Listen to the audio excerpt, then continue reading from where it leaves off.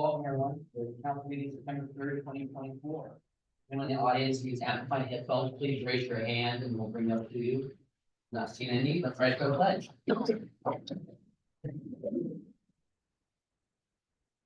Pledge of allegiance to the flag, of the United States of America, and to the republic for which it stands, one nation, under God, indivisible, with liberty and justice for all. I will. Councilmember Blush. Here. Councilmember Stearns. Here. Councilmember Gilmore. Here.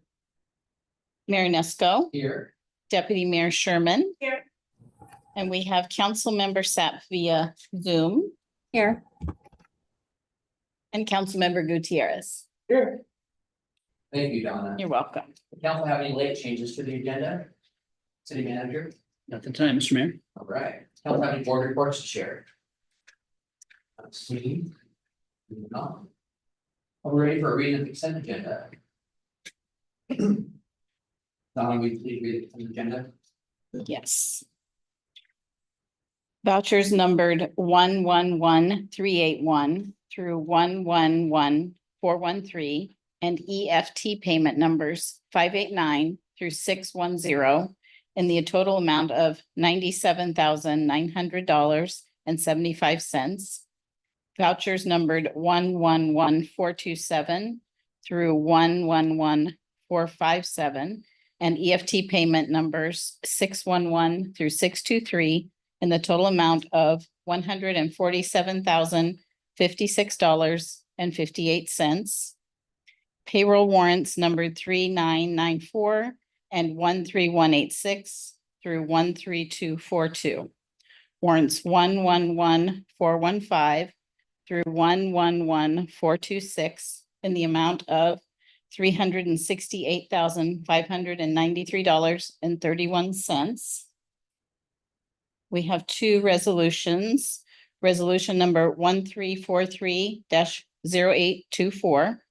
A resolution of the Council of the City of Shelton, Washington, authorizing the city manager to accept grant funds in the amount of $1,295,000 for proposed systemic pedestrian improvement projects. And resolution number 1344-0824. A resolution of the Council of the City of Shelton, Washington, authorizing the city manager to accept grant federal funds in the amount of $679,000 for proposed railway line removal projects. And we have minutes for the business meeting of July 16th, 2024, study session of July 23rd, 2024, business meeting of August 6th, 2024, and study session of August 13th, 2024. Thank you, Donna. You're welcome. Is there a motion to approve the consent agenda as read? Mr. Mayor, move to approve the consent agenda as read. Second. The motion is second to approve the agenda as read. All in favor, say aye. Aye. Opposed? Motion carried. All right. Council invites the public to make comments on matters of city business. Comments shall be made and talk to the entire council and not individual council members. Please refrain from any personal or disrespectful remarks that create disruption of the meeting. Unreasonable disruptive conduct continues will be asked to leave the meeting. Donna, do anyone cite general public comment tonight? Yes, we do, Mr. Mayor. Our first speaker is Susan Kirchhoff.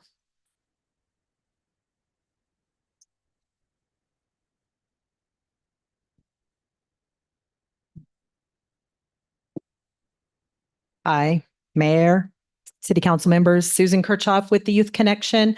I just wanted to give a quick rundown. I finally was able to do an annual report for 2023, and it has some wonderful news and things that we were able to accomplish. So I wanted to kind of share positive and good news. So in 2023, our organization continued to provide the essential services and support to our at-risk and homeless youth. Those are individuals that are 12 to 24 years old. Our commitment to improve lives and creating opportunities for those we serve has remained unwavering in the 7 years that we've been in business. In the drop-in center for over 2023, we averaged about 139 individual unique bodies coming through our door. Our low number was in February with 112. Our high number in August 2023, we had 147 individual bodies. As I shared last time I was speaking, July of 2023, we had 396 bodies come through our building. July of 2024, we had 909 bodies come through our building. And of those 999, or 909, it represented 144 unique individuals. Our clothing and meal closets, in our meals, we gave out 1,872 meals. That's us providing meals every day for young people that walk in our door. We try to make it a homemade meal. We had 936 visits in our clothing and hygiene closet. Housing support wise, we served and housed 98 individuals.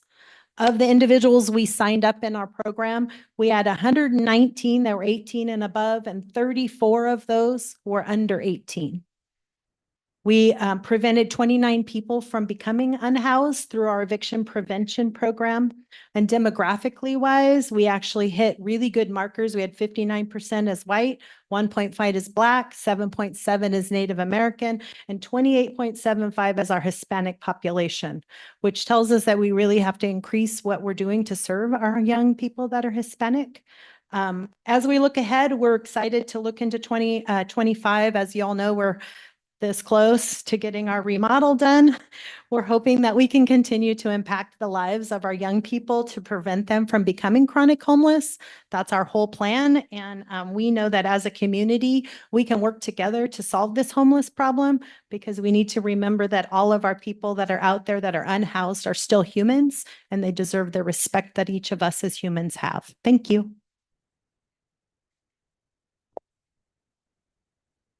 Our next speaker is Dean Jewett.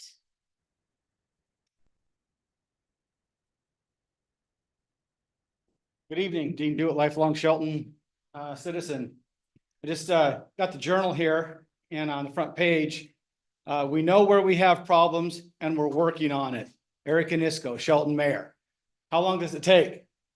3 years, 5 years, 7 years? Where are we at with this? Something that I was talking about 4 years ago. We're still in the same place. We can't arrest our way out of the situation. Mark Ziegler, Shelton City Manager.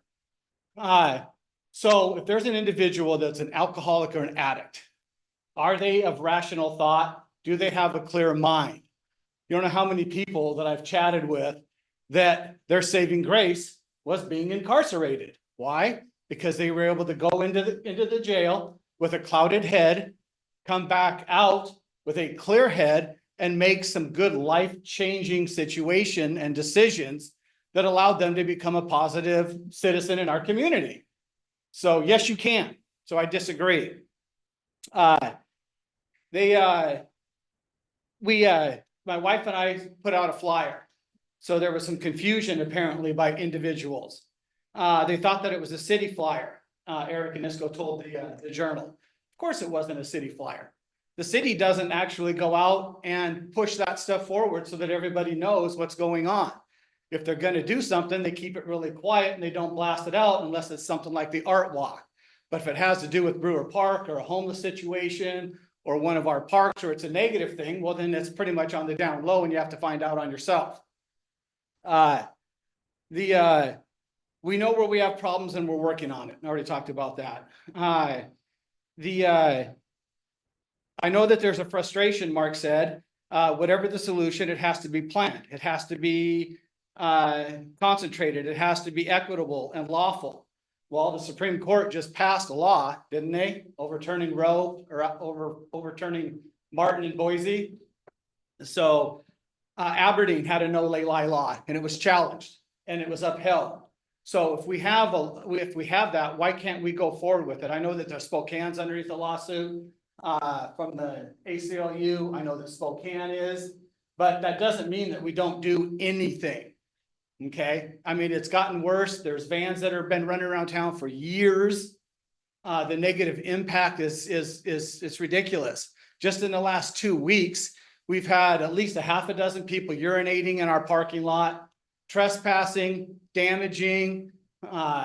You know, we have Holly Calhoun that's got an excellent business in town, and she ran into all kinds of grief just trying to get a car removed from a gentleman that was up on top of her awning.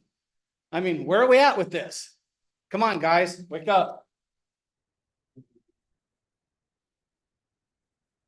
That's all we have in person, but we have 2 people on Zoom.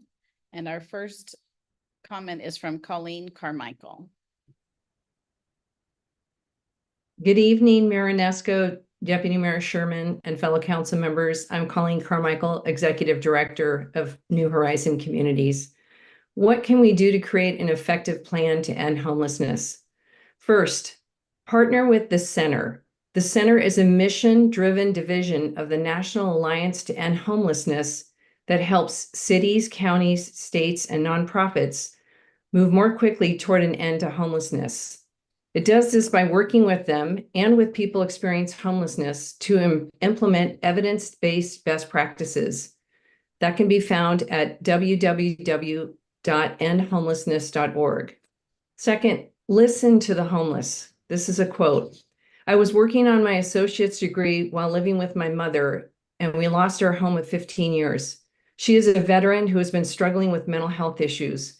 When we lost our home, we had to scramble and figure out what to do to survive. We ended up sleeping in our car.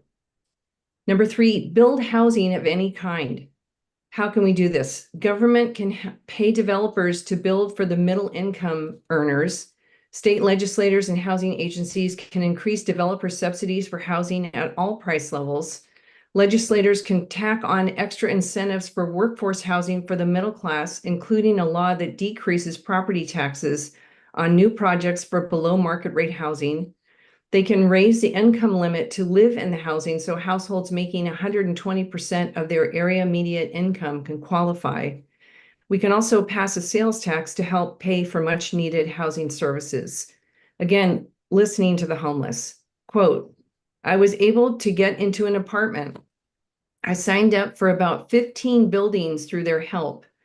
They were always sending you 3 hours away from the metropolitan area. And I'm like, both my jobs are here. I'm not going to drive 3 hours one way to my 2 jobs. Number 5, acknowledge there's a mental health crisis in every city of the United States. 1 in 5 adults experience mental health illness each year. 1 in 6 children aged 6 to 17 experience a mental health disorder each year. By age 14, 50% of all lifetime mental illness begins. And suicide is the second leading cause of death among people aged 10 to 34. Lastly, listen to the homeless. Another quote, we lost our home in a forest fire. Trying to find a place nearby was virtually impossible, as there were 2,300 other families trying to do the same thing. We moved from one temporary situation to another, slept in my car, stayed with friends. I'm running out of situations to be able to do that. Homelessness is about poverty, housing, and a lack of understanding about mental health and substance use. We can end it when we choose to address the facts that cause it instead of choosing to listen to the fear that creates it. Thank you.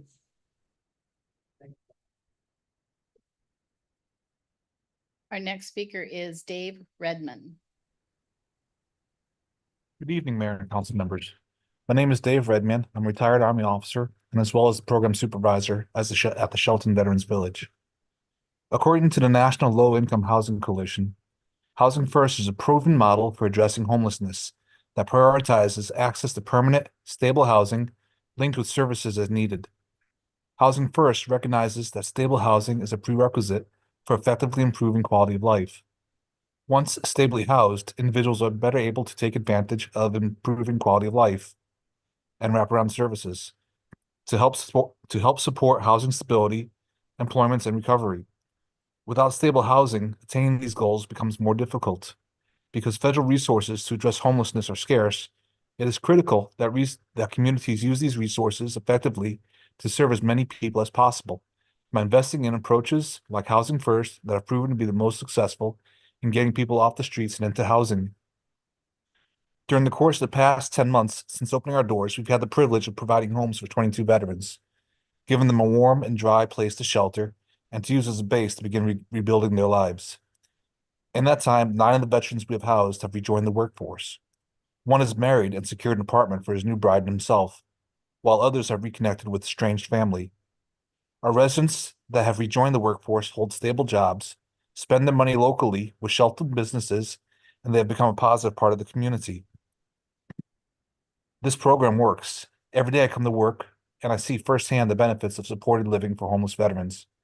Providing them a hand up instead of a handout has enabled them to accomplish things that many thought were not possible for them to accomplish as individuals.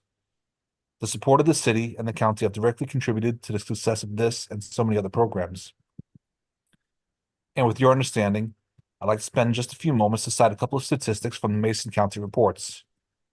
According to the profile on homelessness in Mason County in the fiscal year of 2023, Mason County emergency shelters assisted 755 families with emergency housing, of which 170 gained housing, 38 families stayed in transitional housing with 33 families housed.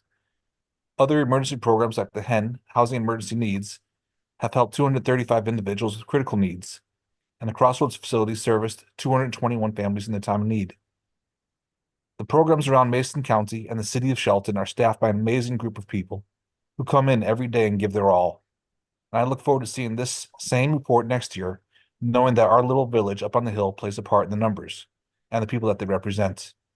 Each person with stable housing cycles in and out of emergency services and departments less often, has fewer inpatient hospital stays, and requires less use of psychiatric centers, detoxification programs, and jails, resulting in lower public costs and better health outcomes for individuals. Thank you. Thank you, Dave. That's all we have, Mr. Mayor. We have several presentations this evening. Our first LTAC report from Ms. Oswald.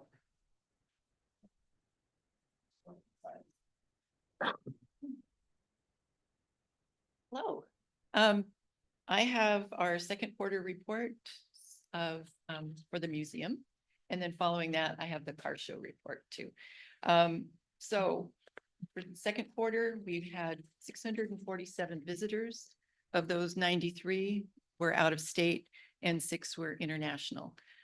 One example is that we had a family from Finland who were on their way around the peninsula in a motorhome. And so they decided it was too hot to go to Mount Rainier, so they came to the Olympic Park instead. So after we gave them a map and showed them, you know, the good places to stop, then we ended up helping them find lodging in Seattle, and because they had a couple of days before their flight. So, you know, it's really a rewarding job. I love that part, helping the people. Next slide, please. So on our Google ratings, we've had 1,600 users. I never understand why there's that spike. You know, it's like it doesn't make any sense to me, but there it is, every month or every quarter. Average engagement is 2.5 minutes on our website. And probably aside from the homepage, most people were looking at the 2024 annual car show. Next slide, please. For Square, which is also part of, so there's the Google and then there's Square, which is actually the people that run our website. So we had 1,400 unique visits. We've been selling a lot of books.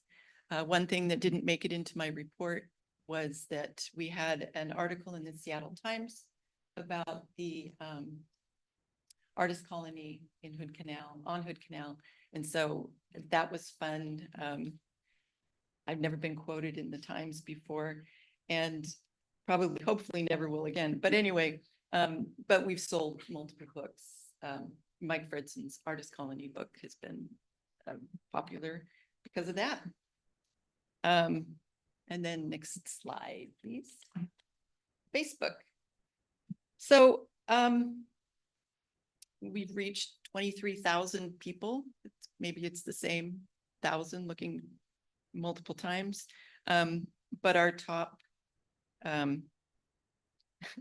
even when I printed this so that I didn't have to read that, I still can't read it. It's so small. But we had 12,000 reach for a walking tour, historic walking tour that Mike Fritson again did. So, and then 106 reactions for that one. Next slide, please. We received a grant, a community accelerator grant, which is through the Paul Allen Family Foundation, which really helps kind of fill in a lot of those holes in our budget. I think it was $8,500, which for us is a huge amount. Next slide, please. Oh, so are there any questions about the museum part of this? One thing I wanted to say too is that, you know, we had 600 and some last quarter. In July and August, we had over 800 people come through the museum.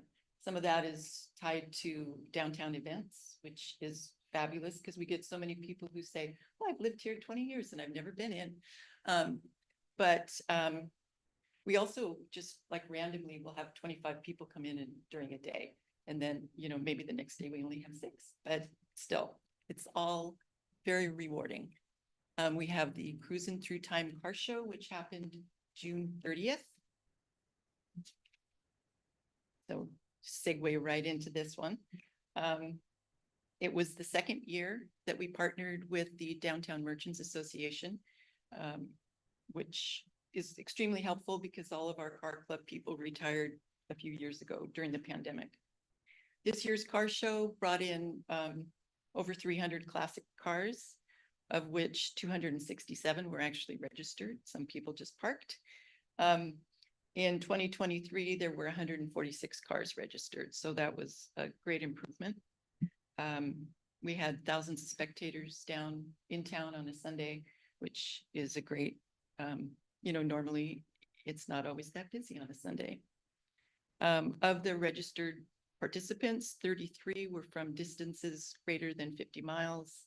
And then I just kind of guess randomly that probably about half of those people are staying in commercial lodging. We advertised for the car show. Oh, and then 186 cars were from Mason County.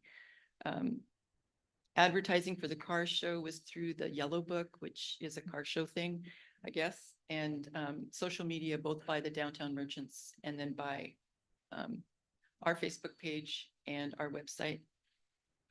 We had expenses that were a little over $4,700 and total revenue of about $10,000, which we will, profits will be equally split between the museum and the Downtown Merchants Association. So that's that. Are there any questions? Thank you. Thank you. We have a presentation for the Department of Quality to present the award for a wastewater treatment plant.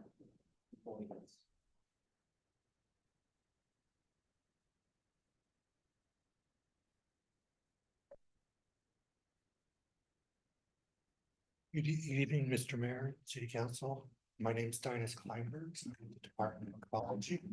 I'm an engineer there, and I am in the water quality group that oversees municipal operations. Every year, the Department of Ecology awards or sends out awards to treatment plants that have basically had a perfect year. That being there was no violations or anything like that of their permits. So this year we have awards to both the Shelton wastewater treatment plant and the Shelton water reclamation facility.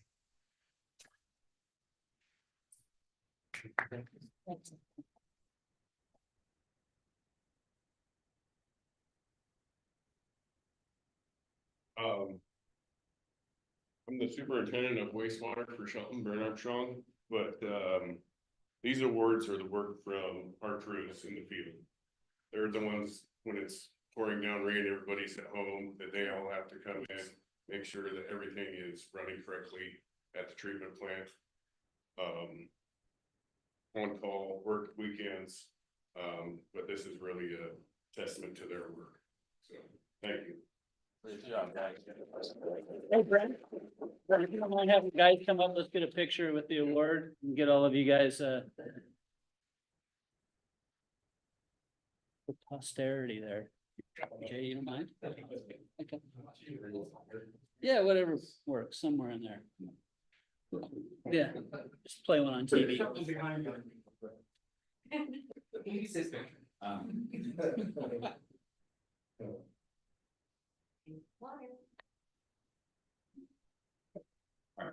So this is an award that City of Shelton has received a number of times, and it's because of the hard work of these guys every day, making sure that we're meeting the standards set by the state that a lot of treatment plants don't meet, frankly.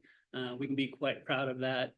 It's a duty to our ratepayers and our customers and the environment and our partners out in our community. And we've seen some of the improvements by opening further shellfish grounds in Oakland Bay because of the work that's been put into that, into particularly the main wastewater treatment plant. So it's a significant effort from those individuals sitting in the back of the room. We don't take the opportunity to thank them very often, especially publicly. I'm sure they really enjoy being here tonight at the council meeting, but again, want to say thank you to all of them. Absolutely, we appreciate all your work, and I think I've been here 7 years now, and I believe we've seen 4 or 5 of my 7 years, and great work for you guys on that. You guys come to us and you say we want UV lights to be redundant. You know, you want a new generator to make sure that that thing goes off in the middle of the night. So you know, in case of a problem, and we appreciate you guys coming to us and telling us what you need and getting that done so everybody's safe, shellfish is safe, and the waters are more open, and hopefully we'll continue to do this down the road and get more stuff opened up. So, anybody have any comments or questions? Great job, guys. Thank you. All right. Okay, we're testing out of a regular meeting of the public hearing. We have an ordinance related to building height limits. Development Director Jay Hill has details for us. Thank you, Mr. Mayor, Deputy Mayor and Council. So the first ordinance that we'll be discussing tonight is one that was suggested by council at a study session last year and reviewed again at a study session just back in August. And that was the intent of increasing the viability of development in certain parts of the city, most of the city, by removing building height limits. And we talked about different options at the time. And what we came up with was essentially removing it from all zones. I will say that it does leave height limits in place in the airport industrial zone and around the flight contours around the airport. So we don't have that as a, you know, there won't be any obstructions or hazards to air traffic. This doesn't change height limits for wireless facilities, freestanding signs, accessory uses. Accessory uses is important because we make a lot of provisions that they can be right up on somebody's property line in some cases, or they're given a little bit more flexibility because a lot of times they're smaller, they're not as tall, they're whatnot. We don't want somebody putting up, essentially an unlimited height structure, right on somebody's backyard property line and whatnot. But the main structures on the properties will still have to comply with the setbacks, required yards, lot coverage, things like that. And there's still, in each zoning district, there are supplementary regulations about some certain things, but generally speaking, as you can see in looking through the attached ordinance to it's essentially just says building height, none across the board except where in those supplementary regulations it's allowed. There had been previous discussion, I think at the original study session with the previous council, just about how do we know that this isn't going to cause unlimited height buildings like in the residential neighborhood, somebody building a 20-story building or something. And to be completely honest, the market economics just really aren't there. If we ever did get to a point where that was feasible and financially practical, the city would be in a really good financial situation because it means our land values are really increased to the point where the market can support that. Right now, we imagine this will probably net some 3- and 4-story uses on appropriately sized parcels throughout the residential and downtown zones. And hopefully even in the downtown area, we might even see more in like the 5th story. But when you go over the 5th story, then you start having to go into all steel construction. There's some ways to get to like a 5/2 where it's wood over concrete, but typically you start going to the steel construction, and there's some other kinds of we'll say limiting factors that make it hard to get to that. And so even in places where the height limits are set at like 115 feet or something like that, you usually don't see them hit. Just because, again, the market has to support the cost of construction, the materials used. And then we have other kinds of things like parking requirements, setbacks, allowed and permitted uses, so on and so on, that kind of like push back on that. So what this really does is it signals that we're open to innovative projects, we're open to investment, and it's still with the other regulations that we have in place, going to be compatible with the scale of existing lots and development within our city. So the ordinance was pretty long, just a lot of strike throughs and referencing back to the table. A lot of our development metrics, including our yard standards, height, lot coverage, etc., are all in a table in 20.06.030A of the municipal code. And so what we did very simply through the remainder of the municipal code was just refer everything back to the table. So at any point in the future, if we decide, maybe this didn't work, we just change it in the table. We don't have to go back through and change it in each individual place and whatnot. So it's a little bit of a cleaner way to administer our code. So that's all I have for kind of prepared comments, but I'm happy to answer any questions y'all have about what we're proposing to do here. Okay, Donna, no sign of public testimony on this. No, Mr. Mayor.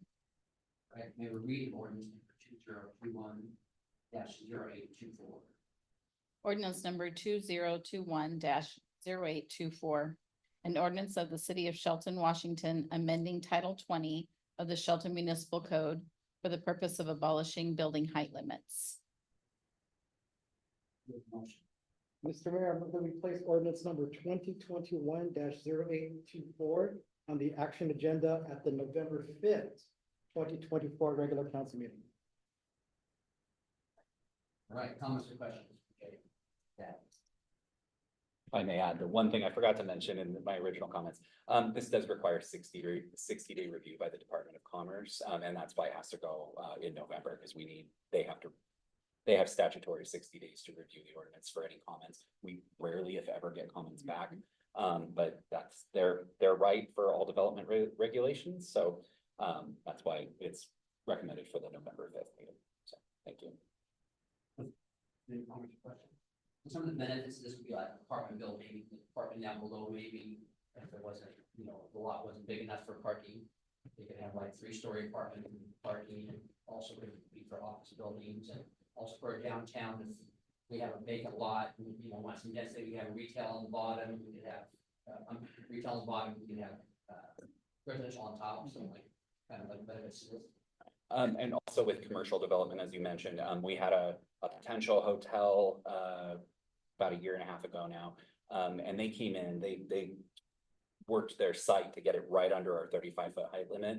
But this might allow for like a fourth story, which might help with some hotel development, or you know, allows for more architectural projection and things like that that make commercial development a little more attractive. So you're not just getting the flat top on all the buildings. So there's some other benefits to raising the height limit as well.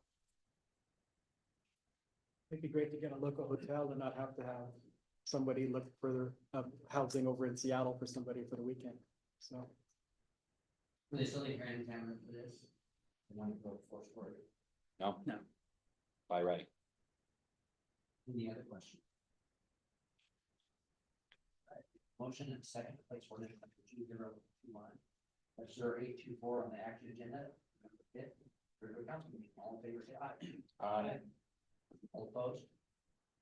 Motion passed. Mr. Mayor, are you getting Councilmember Sept on video? To make sure that we're not losing. Aye. Okay, thank you. Opposed? Motion carries. The public hearing is closed. Another public hearing. Yes. Jay has another item regarding grant fund. We're gonna go to shopping carts. Number 2 under business agenda. And then I'm here all night. Mayor and council, thank you. This was the result of a couple of different study sessions and some outreach to some retailers in town. Council had expressed the desire to regulate shopping carts throughout our community. The general consensus, you know, amongst staff and the public is just with them leaving the premises at a lot of our retailers, especially our downtown ones. They become entrapped in ravines, parks, in the creek. I mean, we just our code enforcement officer alone has probably removed 40 carts in the last year, plus our public works and park staff, probably an equivalent number, and they're just going in the dumpster, and it's a waste, not to mention a nuisance and helping facilitate some hazards and possibly some crime as well. So we looked at what a lot of other communities were doing, found that by and large, Issaquah had probably the most comprehensive set of regulations.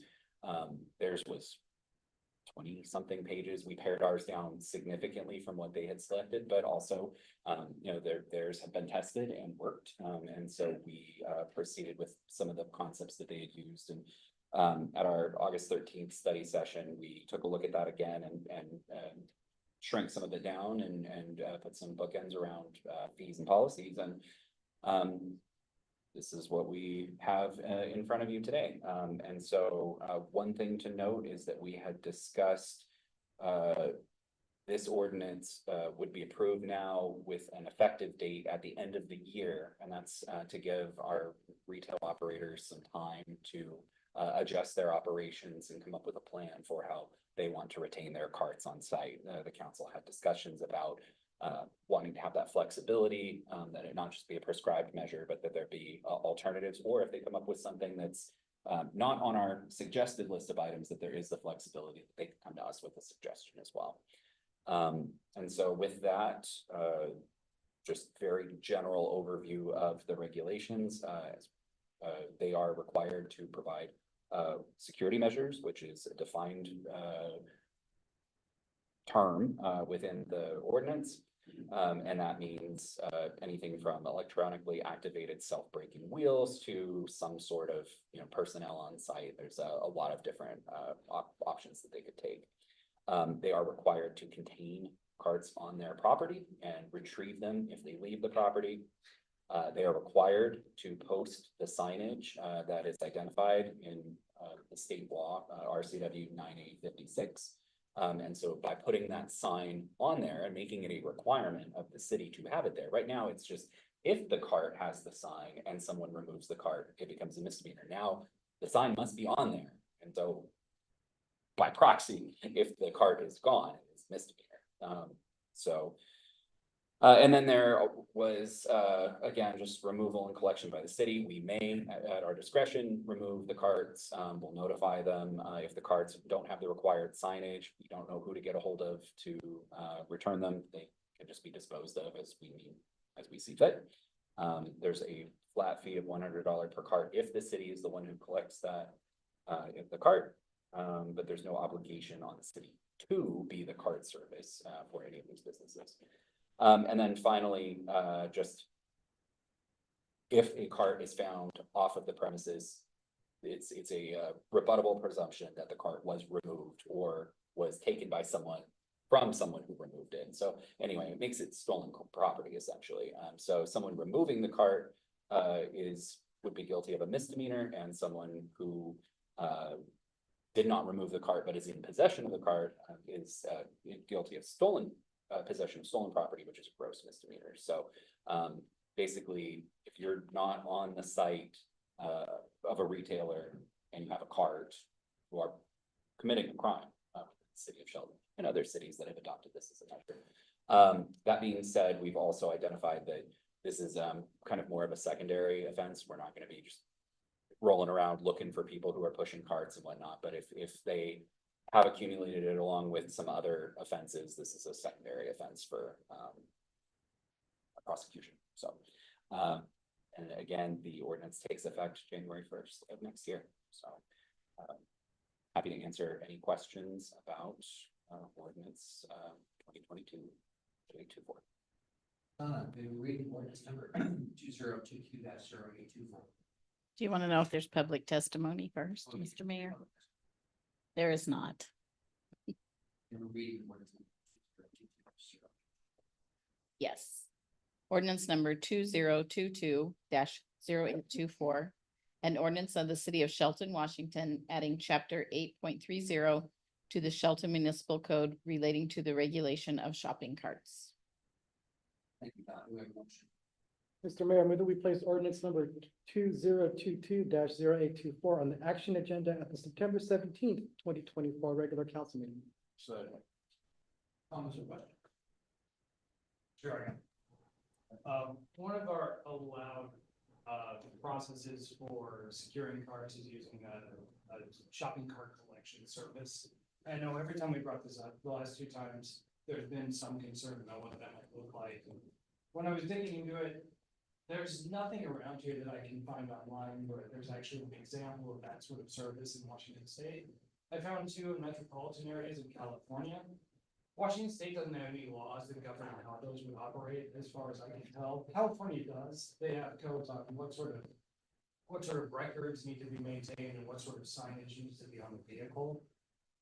Right now, the language of our this language is really open so that at any time we can add in any sort of thing that I believe it's you decide fits the needs or is suitable to meet these requirements. And I was curious if it was reasonable for us to remove the shopping cart retrieval service, just because it's sort of theoretical. It's not something that exists right now. And if it does come to pass in the future where there's laws that govern it, or there's examples of how it can be used in other communities, we could bring it in. But right now, we do not open that up. I don't know how everybody else feels.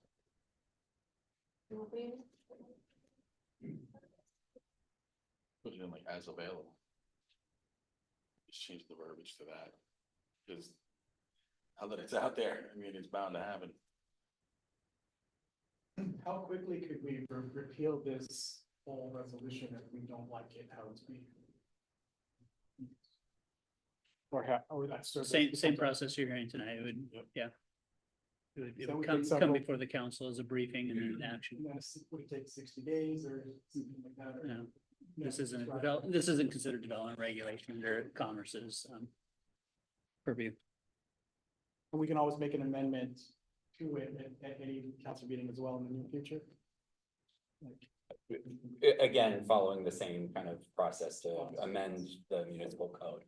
So it would take longer for us to do it if we waited, but if we did it earlier, we could nip in the bud right here, but I don't know if we're ready to make an amendment at this point. Are you, Tom? I mean, I guess part of the other another issue is problem is there's no teeth. So if somebody chooses to contract somebody to pick up their carts, as long as we're not picking them up off the street, they're still not either way. So I don't know that it really makes much of a difference. It was just a comment. And the cart patrol could be the store itself, right? The retrieval could be the stores. I don't know, Jay, in your research, I don't know if there's any I mean- retailers that are continuing to process such. Even in our community, we were told at least 2 of them are going out and, you know, when they've got somebody on shift with a truck and some time, they go pick them up themselves, so. But I think maybe the door is left open, you know, if everybody starts borrowing off of someone else's ordinances and maybe they're trying to leave the door open for, you know, some enterprising individuals to take this on, so it doesn't become a city liability. And so, I mean, we could remove it and just, it could be inherent under the, you know, any other method as, you know, deemed by the director, or it could be, we leave it in with, you know, as available, or, I mean, there's I didn't hear anything up there that didn't sound appropriate. It's, you know, whatever flavor the council would choose. So I'm okay. Getting it this way.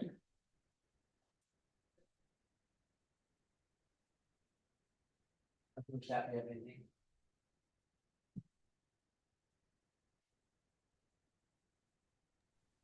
Did you ask my opinion? I'm having a hard time hearing you. I'm in favor of the shopping cart ordinance. I'm fine with it.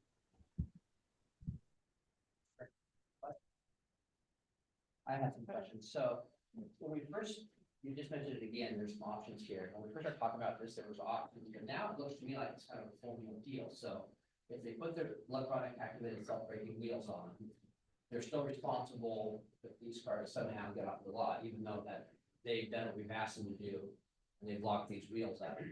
So they still are held for going after these parts, correct? Yes. And so it's not an option. This is the full meal package, everything on here. They must make an attempt to contain, and they must retrieve, and if they don't, there's a fee. So, or a fine. Okay, so we're not asking them to go out and flip people's stuff off the sidewalk and take the cars back. No, and they could probably run into some civil rights issues if they started doing that themselves. We're asking them to go retrieve their cards, so it'd be probably fairly clear that they can't do that. That's incorrect. So, okay. I absolutely believe that they need to lock these wheels. I absolutely believe it. I think that's a huge investment for these grocery stores. I'm not sure if we keep penalizing them for doing what we asked them to do, lock the wheels, they somehow get off the lot, and then charge them $100. You know, that's what I'm not comfortable with. In the discussion about the $100, it was because there's our staff time incurred in collecting, holding, and returning the carts, and so we're just trying to have some amount of cost recovery. But again, that's if the council didn't feel that way, we could remove the fine. We do need some kind of a fine or fee for violation of this section of the code. Otherwise, it defaults to an infraction, and an infraction is a $514 charge and a civil violation. So we don't want it to do that. There needs to be some penalty or some declaration, but what that is or how that's worded, we can be creative if that's the desire of the council. Would it make sense to have a different fine or fee in mind for people who have not complied with the code at all versus those who just cover our costs for picking up a cart?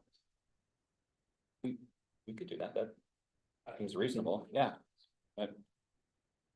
Yeah, like one for it got off the lot. It still took us some time to pick it up, and then there's one for you didn't do anything, and it took us. Yeah, that seems reasonable. Yeah.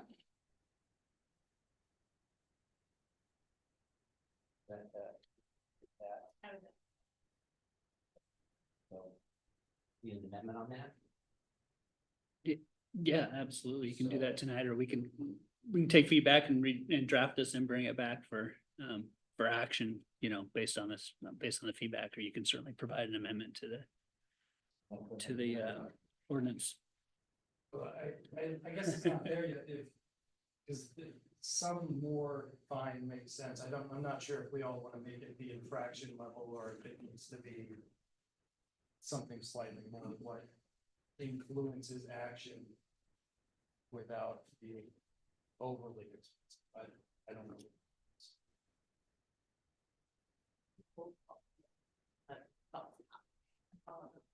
How can we get there? And so this is our starting point, this is our jumping point, fixing a problem. Ideally, we put this out there and then the local big three go out there and do it the right thing and we get this cleared up and it just works out. So if we have to cross a bunch of different bridges as we come, you know, if all of a sudden somebody racks up a few grand in cart fees and we're like, oh, okay, this didn't work out, then, you know, we have a different conversation. But we gotta start somewhere, so I think this is a good starting point. Correct, I absolutely agree with that, start somewhere, I think we're starting everywhere. I mean, you know, they're asking certain stores to spend $50,000 on locking mechanisms, and some stores spend $10,000 to $20,000 on locking mechanisms, and then we're saying, okay, if your carts do get off the property, we're gonna charge you again. I'm not sure that's quite fair to our businesses that are, you know, I mean, we could set it up so that, you know, fees can be waived if reasonable effort was made. As opposed to where, you know, if you're not doing anything, like you said, if you're just letting it all go and, you know, all your carts are all over town all the time, that's something else altogether, but I mean, just like anything else, it's gonna be a case by case basis, I would imagine. And to that, we did in our original version that we brought to you, at the last study session, have something like that in there, that if there hadn't been a collection within, I think, 30 or 60 days or something like that. There was a provision like what you're talking about. Our city attorney, while she was reviewing this, she was trying to shorten it, and get some things out of there to make it a little more readable and impactful, and she took that part out, but I mean, that could easily go back in. There wasn't anything wrong with that. We want to make sure that it removes some discretion by staff, right? So we're applying this uniformly and fairly. So a reasonable effort is bad, poor language within the ordinance. I know that's not exactly what you meant, but just for clarification, it really needs to be black and white, so staff can make these decisions and enforce this uniformly. And I think one of the main reasons she pulled that too was then now we have to start tracking, well, whose cards and when did we get them in order to give them the, you know, the waiver for the, you know, we had the end within 30 days, how many cards and so on. By just taking that and just making it the $100 fee, she was saying, you know, this is just faster. And so I could appreciate that as well. So. And I'm not hurt if you guys want to make any change. This is your ordinance. I'm here to put it together for you guys. So, you know, playing with the fees or timelines or things like that, I'm totally fine with that. Well, it sounds like the only change we're gonna have you come back with is going to be, the scale is gonna be if they actually have done one of these or some of these, correct? Like they lock the wheels, we're gonna find, looking at maybe a lesser fine if their cart's off property, that would, you're going. The $100 is to recover our costs. I think we should still recover our costs, so maybe the number in my head is like a $200 fine if they don't have signage, if they don't have demonstrated costs or demonstrated efforts to have somebody on staff retrieving cards or a retrieval service, and we're all good with that, or the locking mechanism. So if they haven't complied, maybe push the map. Again, we're looking at all of this as one ordinance, so they have to block the wheel, they have to retrieve the cards, they have to dedicate personnel, they have to have other measures by their director. They can select one of those under D. It's including but not limited to, and then and or, so they could do one, they could do all of them if they wanted, and they could. Now, where I'm more okay then, because I, under the impression that we wanted them to put electronic locking wheels on that was the main thing, so we're not giving that, that's just a choice. So basically, I don't know if we can solve the problem. Property.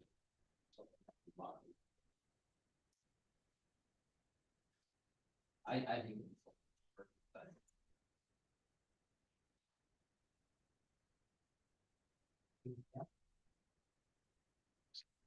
So I guess we just jumped from 8.30 to back up to 8.30.10. And we've been back and forth a couple times. Maybe we can wrap up one and then go to the next. So let's, if you don't mind, if we'll stay at 8.30.10 and the security measures. If there's direction for staff to refine that or move forward, we're happy to take. Just that gives you all the different 6 options there, so, yeah. Those kind of stuff. It was the. What were you on? So this is the security measures. Yeah. In Part B. 8.30.010 D, security measures. The physical impediments or methods to prevent removal of shopping carts from the premises of the retail establishment, including but not limited to, and then there's the 6 choices essentially. And so, Mr. Mayor, your comments were that you would like to see essentially one measure, security measure, which is locking. I would definitely like to see the security measure, the self-braking wheel be mandatory. That's how you really stop them from leaving the property. I mean, other than that, everything else down below, they're just leaving the property and we're gonna just be chasing carts, writing fines and chasing cars to write fines. I mean, this electronic penalty wheel keeps them on the property. I mean, for the most part, I tested one in the Olympic, I got 45 yards away from Target and it locked. So I think really. But retailers, smaller retailers too, that's, well, I know, but it's. I guess what I'm saying is that, you know, polls and things like that, they have that option. So that smaller retailers aren't spending thousands and thousands, they can't afford on it, but they're still putting something in place to try to stop the issue. So whether it be polls or locked up or whatever, that's still going to hopefully prevent it from, right. Polls are great, because you can't go outside. Right. So that, I mean, they're not leaving property there. Right, So. there's other options. So there's other options than just the locking wheels, I guess is what I'm saying. Yeah, I think it's more where you have to put your debit card in to retrieve your cart. Then when you return it, it gives you your money back on your card. If you do not return your cart, it charges you per day. So that's an option too. So by saying they just have to lock wheels, you just took away those extra options. Well, that's not, I've never heard of that. That sounds great. I've used it before. That could be presented as one of the other measures. Yeah. So by saying you can only do this, you're taking away those other options that they might have. Curious if we could write it in a way that we say for bigger stores. For the bigger stores, like people with over 100 cars, maybe locking wheels or other options that are allowed by the director. And in that sense, they present that sort of, I guess, if we break it out, it might be. All the decision back to Jay. So, but I get it. There's 3 big retailers in town that are a little bit of a different game than a lot of the other people. Currently, Correct. certainly hope more are on the way. In 060 of this, there is the exemption section, which is anyone providing 15 or fewer carts or businesses less than 3,000 square feet of retail area. So it does protect some smaller businesses, but anybody slightly larger than that or providing more carts or whatnot would be subject to the terms of this chapter. So.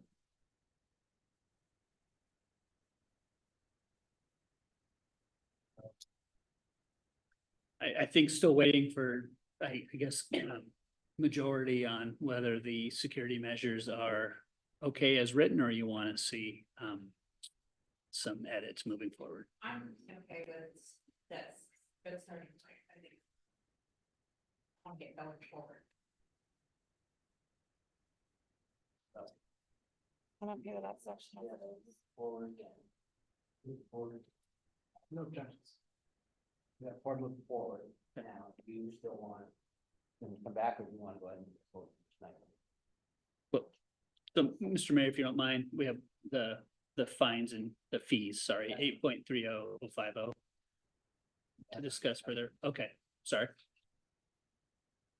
I just didn't want this to move to action before we had the opportunity to discuss this again and make sure we had clear direction from council. Yeah, this one for me, I just think it makes sense to incentivize action and following and complying with the ordinance by providing a different fee structure for people who haven't complied with those who have. Whether that is providing a larger fee in general, just for those that haven't complied and not charging as much for those who haven't complied, so that we can still, we're not looking for necessarily a revenue source, just put more of the cost for recovering carts on people who haven't complied, or I don't know, I think there should be something different for people who aren't complying with the rules than for people who are.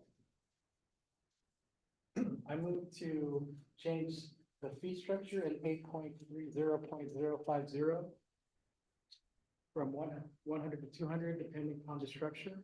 And can we clean that up and come back next week? Or is there a second, or I don't know how we do this? I'm just motioning that we change the fee structure for Council Member Gilmore's suggestion. Can I get some clarification on that before the second? Is that okay? Well, there's a motion on the floor, so that's an amended motion for the ordinance, or you can simply vote against the motion and provide us direction to come back with a revised ordinance at the next meeting, if that's. Wait, motion, we're not second yet.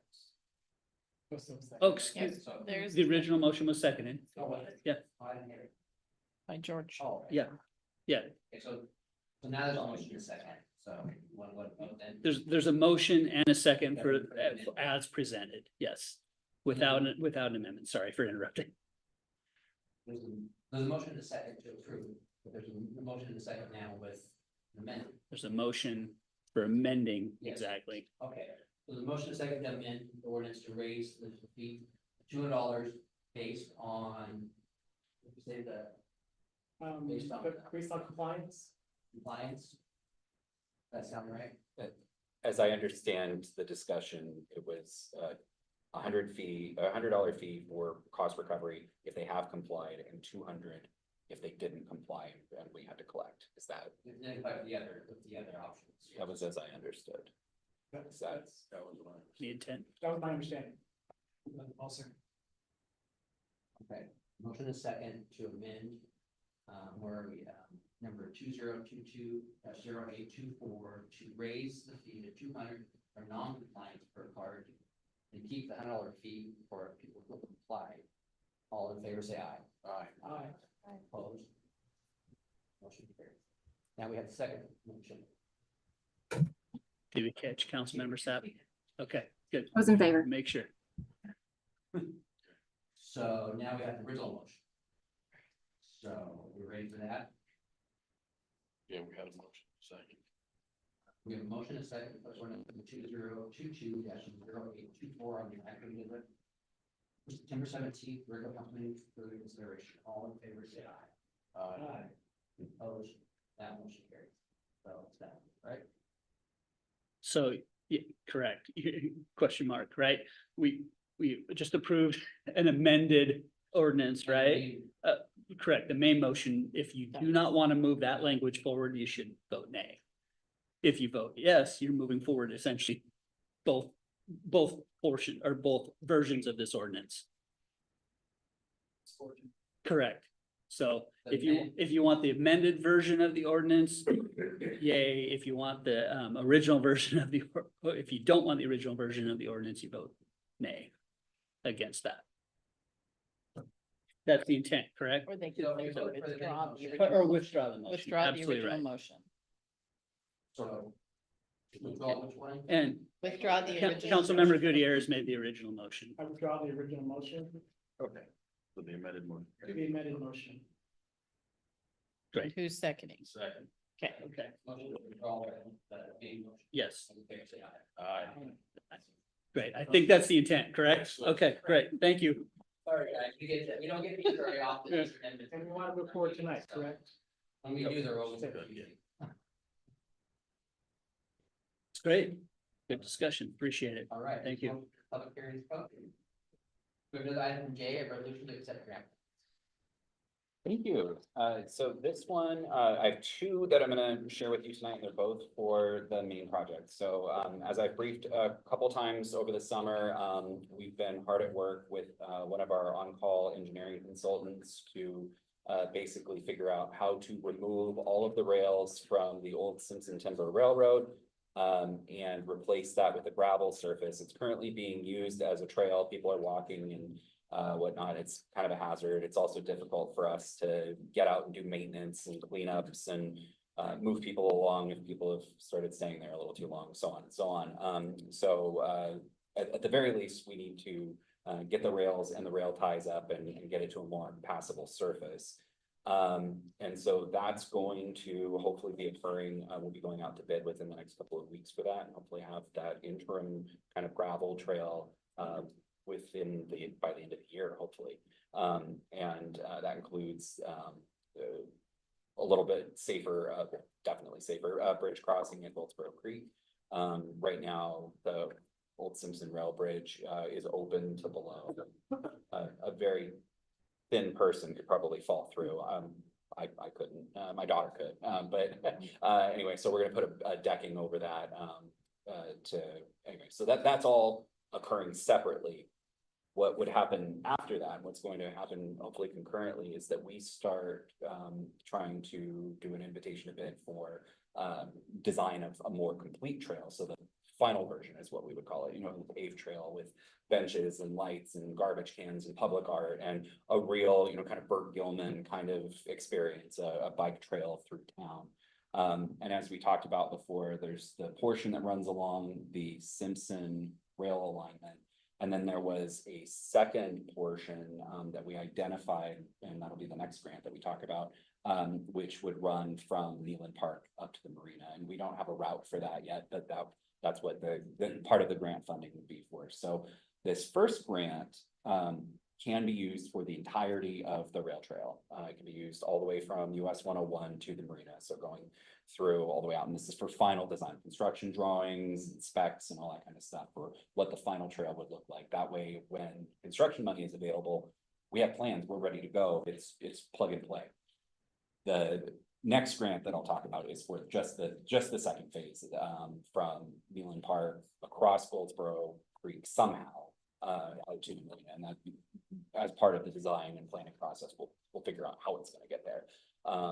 So this first award letter was secured by our legislative delegation and in the state supplemental appropriation budget. It's administered by the Washington State Department of Commerce. So we're saying we're accepting commerce funding, but really we owe a lot to our 35th delegation for bringing that home. So this is $199,820 that we'll use for design work, one or the full segment of the trail. And again, this will just be getting us ready for final design whenever we land the approximately $1.5 million that it costs to do the paving and all the improvements and the safety and all that kind of stuff. So with that, happy to answer any questions about this particular grant award. Motion. Mr. Mayor, I would place resolution number 1336-0624 on the consent agenda at the September 17th, 2024 council meeting. Comments or questions? Mr. Mayor, if you don't mind, trails have ranked the highest of projects within our Parks, Recreation, Open Space and Trails plan for probably the last 16 to 20 years. So happy that we're making some movement here with the project Jay talked about as well, to remove the rails, further movement to provide some of the amenities that our community has desired for many, many years through these planning processes. So this is an exciting step in the right direction. Cool. I didn't hear a second. Did we have a second? We did have a second. Okay, now comes to questions. I did have somebody ask me this weekend. So right now, the trail to the highway is going to be like a gravel or beauty bar kind of trail for now, and then when we do have the money to make that trail more permanent, is it going to be like gravel and like a little path, asphalt path or something, so they can actually ride bikes on one and they can jog on the other? But you can do it on both. It's the intent. It's a multimodal trail, probably 12 feet wide or something like that. Sorry to jump in there, but yeah. what he said. Yeah, the plan is for a, long-term will be a paved, either asphalt or concrete. Again, we don't have a final design, but it'll be a paved multi-use trail. So bikes, scooters, skateboards, walkers, Strollers, joggers, yeah. strollers, dogs, horses, anyway, anything non-motorized essentially. And then, but the interim trail that you're talking about will just be 12-foot wide compacted gravel the whole length. And so, to the extent that it's, I was on the East Lake Sammamish Trail, which wasn't paved for years and years, and it was compacted gravel, and it was still very rideable as a bicyclist. So, I think we'll get some good use out of this until we have the construction money. And we'll have a public process with this planning and design work as well. So we'll get the feedback from the community. We have the Parks and Recreation Advisory Committee and a number of local groups and citizens that'll have the opportunity to provide their feedback on what they want to see as an end product as well. It's also important to note that the interim trail, our engineering estimate showed that there's about 450,000-ish of salvageable steel. The rails are worth actually quite a bit of money, and that actually pays for the bulk of the project. So we anticipate that the total cost to the city, including getting the bridge decking, including the full interim trail, would cost us 60,000 or less. And it depends on what the bids come back. It could be more, it could be less. The city of Woodinville actually made money on that project. They made 130,000 because their salvage value was high. So we don't know what it's going to turn out to be, but this is, we're going to be getting a great amenity for very low cost. I'm excited. I like walking, but again, that work's only going to cover the first phase 1 of the trail, not the blacktop or asphalt. It's going to be the gravel for a couple of years. It's in our, the full trail project, both phase 1 and phase 2 are in the community and economic development strategy from the EDC. So that makes it eligible for some funding. It's in our capital improvement plan. So it's eligible for transportation credits. There's a lot of different ways we can start pooling money together to fund this project. And hopefully, we could make it work within the next 6 years. And that's kind of the long-term goal of some of that stuff, but no promises. It depends on cost of construction, availability of staff, and so on and so on. But Great. Anything? I'm just an avid dog walker, so this trail is just amazing for the possibilities and for the health of our community as well. I know walking the dog for me an hour over a day is worth 1,000 milligrams of metformin for diabetes. So there are real health benefits to having a walking trail in the community. And I know it's exciting with our Calvin Parks district and our blue zones and the development that's going on, that walking and making this community a walkable community is a vision I've had for over 10 years, and that it's finally happening, falling into place. It might take us another 10 years to get there, but it's a long process, but we're making incremental steps towards it. And it's walking my dog 10 years ago in Shelton downtown is a way different experience than walking my dog downtown now. There are way better streets, way better marked. People stop for you. You can make it all the way to the dog park. We have a dog park now that was new 10 years ago. So, there's a lot of things that are happening in Shelton that are very beneficial to the citizens, and that I'm very proud to be a part of making this trailway happen in my lifetime. So, thanks very much for your hard work, and I hope we continue to do projects like this. Else? We have motion second, resolution number 1336-0624, consent agenda, 17th council meeting. All in favor, say aye. Aye. Opposed? Yay, boy. It rains and pours, right? All right, so this is another set of grant funds that we went out and got for the rail trail project. This is $275,000 awarded through WashDOT's Sandy Williams Connecting Communities programs. This was set up under the Climate Commitment Act, and they're trying to fund specifically communities that have pedestrian impacts related to state highways. And we have one state highway and one federal highway coming through town that kind of disrupt pedestrian flow. And so this 275,000 is for what we're calling the phase 2 design from Newland Park out to the marina. This part gets tricky because we have to figure out how to cross Goldsboro Creek. There's not a good existing pedestrian connection, so we've got to cross somewhere on one side of Front Street or the other. And then we have to get over, First Street, and then we have to get over to Front Street and follow Front Street up to about the pear orchard and then find our way through the pear orchard out to the marina.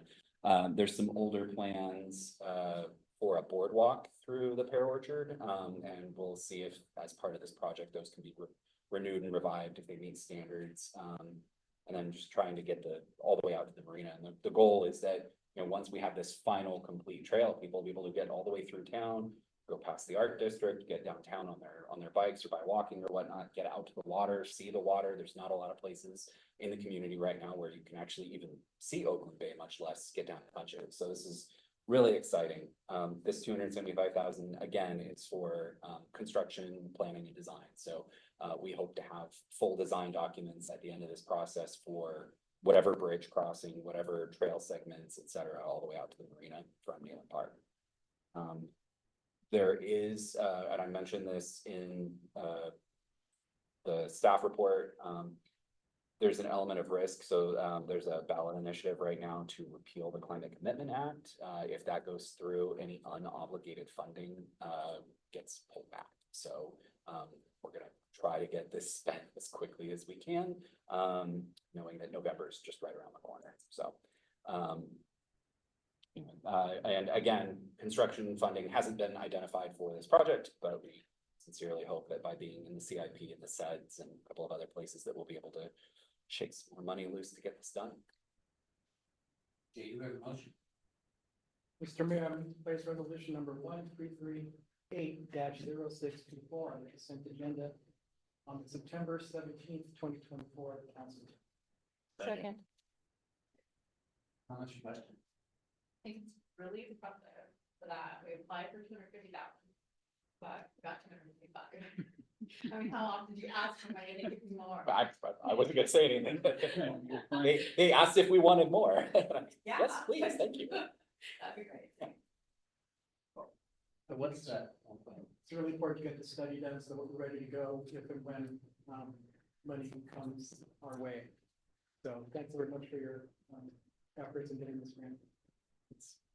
I was just gonna ask what the timeline was, because if they do repeal the CCA, then.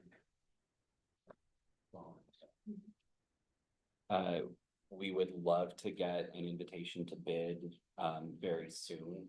So our first priority is getting the invitation to bid for the rail removal and get that going. And once we have that launched, we can move right into getting an RFP. We want proposals from qualified firms that have done trail design. We want this to be kind of the jewel necklace of our town. I mean, this is going to be an opportunity to connect businesses, residences, schools, transit. So we want to get really good qualified proposals. So. Very exciting, great grants. And there's a lot of property there on those tracks. It'd be nice if we could have some kind of maybe lease some retail space, you know, down there when we get that trail built, maybe food trucks or something like that, you know. Because there's a lot of, it's really wide locations. There's gonna be some opportunities there when we get through the design process to talk about what kind of other options may be there for, other community uses. Yeah. Yeah. It's been neat. All right. Any other questions? We have a motion and a second, place resolution number 1338-0624 the agenda. September 17th, council meeting. All in favor, say aye. Aye. Opposed? Motion carries. Jay, one more. Last one.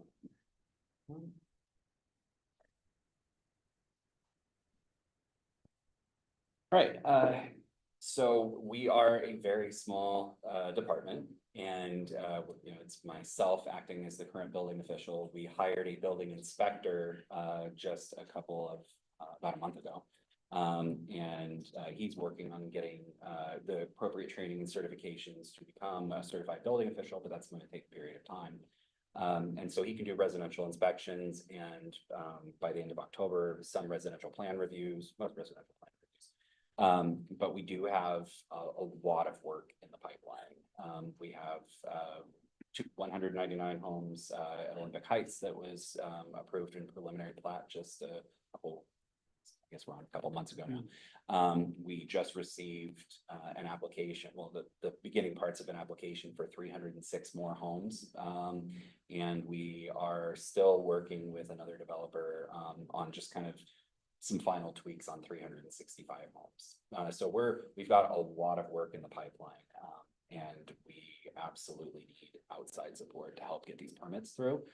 Time is money for these developers, and by building an on-call pool, we can call anybody on the list and say, hey, are you available to review this multifamily project, this, block of 60 new residences and so on and so on. And we can move things a little bit faster. We can keep our internal review for kind of the day-to-day kind of stuff. We can handle our day-to-day, but I'll just give you an example. In March this year, when the building code changed, we had a glut of applications. We had about 60 single-family homes plus 42 unit apartment complex plus a bunch of other tenant improvements and things that have just all come in at once. And we're still churning through our backlog on that one because it's just so much all at once. And we're talking about 10 times that much in the next year or two. So we absolutely are going to need more help. And, probably, if this all starts to come to fruition, additional staffing inside the department as well, which is a good problem to have right now. We're very excited to see this growth coming because with that is going to come a lot of ancillary commercial growth and so on and so on. But digress, which I'm good at. So we had an RFQ, a request for qualifications. We received 5 solicitations, and 4 of them were found to be qualified. And so we're recommending contracting with all 4 of them. They all provide essentially the same services. A few lean more into plan review than inspection, which is fine. We have a residential inspector on staff. Some of them will be able to provide commercial plan review and inspection services. All of them will do commercial plan and inspection services, and a few will do the residential as well. So we're recommending approval of this resolution to establish an on-call building services pool, and to direct the city manager to sign the contract with the 4 selected firms. Happy to answer any questions. We have a motion. Mr. Mayor, I move to place resolution number 1347-0824 on the action agenda. 17th, 2024. Second. All right, comments, questions? Absolutely great idea. Have a pool full of reviewers, inspectors, whatever we need is a great idea. So I mean, this is the same deal. 70% of permit fees goes. City retains 30%. Each of them has a slightly different cost recovery structure, but it's essentially the same model. Great. At some point, are we going to bring back some of these contracts to ourselves when we have the capacity to hire? So these don't necessarily guarantee revenue to these reviewers.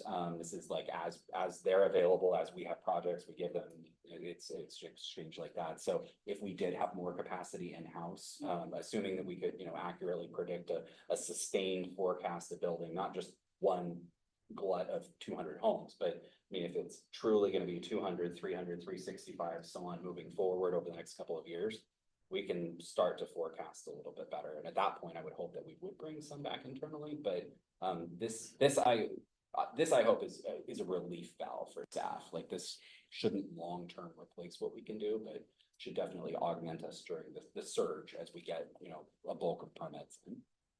For example, back in 2018, I think, when the schools started after the bond measure in 17, Mountain View Elementary School's new construction, I think they had capital projects on every school. We sent those out for review at that point, just because it takes a lot of effort to go through that plan review process that we're, as Jay mentioned, you're not getting that day-to-day work done. So those are instances that come about to the city that it's really useful to have this pool to utilize, send it out now. In those instances, we did most of the inspections, so it depends on staff availability and time and capabilities if we're going to move forward as such. It just seems that we're in that weird point where we're just big enough that it costs us more instead of being big enough for us to do it in-house. You know, so that's just my concern. I was just expressing, that's all. To solve our engineering problems. No. also. Unfortunately, this is not for PEs, for professional engineers, civil engineers now. Building. So builders, some other places, they wanna build shelter, make it easy for them. That's what I like. to see. So if this gets us there, then great. For motion and second, budget resolution number 1347-0824 on the action agenda, September 17th council meeting. All in favor, say aye. Aye. Now, no action items, Mark, you guys, Andrew.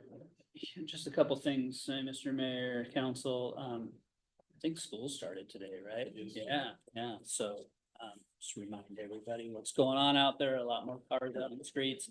And typically when school starts this time of year, we start some projects within our parks. Nealon Park will be closed, the playground will be closed tomorrow for its annual sealing. We apply sealer on the wood structure to maintain its integrity.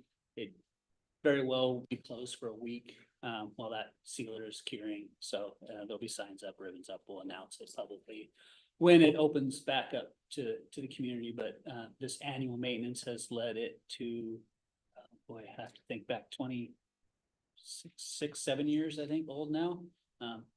Which the initial life expectancy was about 20 years. So this annual maintenance helps preserve that structure and doesn't have too many more years left in it, but we'll continue maintaining as long as we can because we know it's a popular facility and amenity within our parks. And that is all I have for you tonight. Council, have any Our next meeting, 7